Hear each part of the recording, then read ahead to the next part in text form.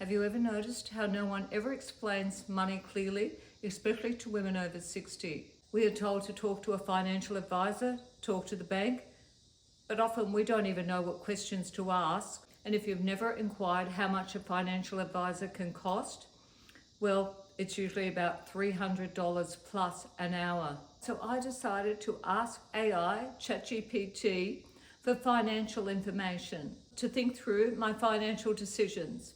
Not necessarily to get advice, more so for understanding, so I could get all the details so I could make a more informed decision. And it has really changed the way I look at loans, mortgages, property, retirement, all of that, the risk. What does this loan really cost me? The bank will tell you the interest rate, but they don't actually tell you what this can mean to you over a longer period of 10, 20, 30 years. But AI will, and it'll give you the answer in seconds, and you can just keep asking questions. Questions that you can ask is, how long will it take me to pay off this loan if I only pay the minimum interest repayment? You can break this down year by year so I can see the real timeline. You can ask, what if I pay an extra of $200, $500 a month on my loan? It quickly calculates how much interest I will save and how long it will take me to pay off that loan. Not that good at math, even if I took hours to work that out. Questions like this, we used to have to make an appointment to see a loans officer at the bank. Now we can do it at home and in seconds. And that information can give us a lot of control over our finances. You can compare scenarios with your loans. You could ask for the numbers on interest only versus principal interest. You could talk about offset accounts, redraw facilities. Not only can you ask these questions, you can understand the structure of how they actually work. So AI will do the math for you, so you can see if that's the right decision for you. In retirement, for a lot of people, reverse mortgages are a big topic. AI can help you understand what is a reverse mortgage, how do they work, and once again, are you better suited to using a reverse mortgage? It can put all the emotion aside and just show you the hard facts, show you the real numbers that you need to see. Other questions might be, should I sell and how much will it actually cost? Everyone says just simply downsize, as if you're going to sell your house and suddenly you're free. Nobody really explains or talks about the real costs. I've asked AI to calculate the costs of selling. We've got agent fees, agent commission for selling your property. That can be anything from 2% up to 5%. Personally, I wouldn't pay any agent 5%, but I have paid over 4%. You've got solicitor fees, marketing fees, repairs before selling. You might have styling. Some people call it staging. That's become extremely popular now. Here in Australia, most agents want you to pay a realestate.com fee.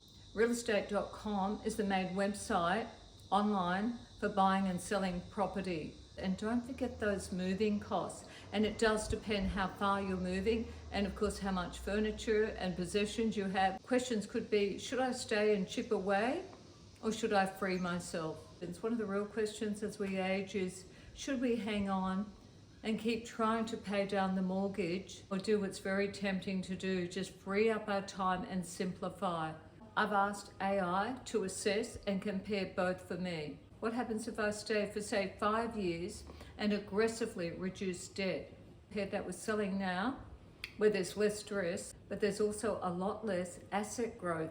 And some of us that are used to asset growth find it really hard to come to terms with that. One thing you might ask AI to help you out with is, say you have a lump sum of money and you invest that into something like, well, a term deposit would be the usual thing, or something like government bonds. So you get an average interest return on your money. But what I wanted to know was, how does inflation eat into that? Over a time period going forward, how much will your money be actually worth in the value of that time? Not today's money. This is something that personally concerns me because inflation runs at different rates. And right now in Australia, inflation is running higher than usual. If inflation's running around the same amount, I'm no math genius, but that tells me you're not really earning any money. There are really no perfect answers to this. It depends on each person's situation. You don't go to AI to tell you what to do. You just ask for all the facts. One very valuable aspect is AI can show you the consequences of certain financial decisions. Sometimes the right answer for you isn't just about money.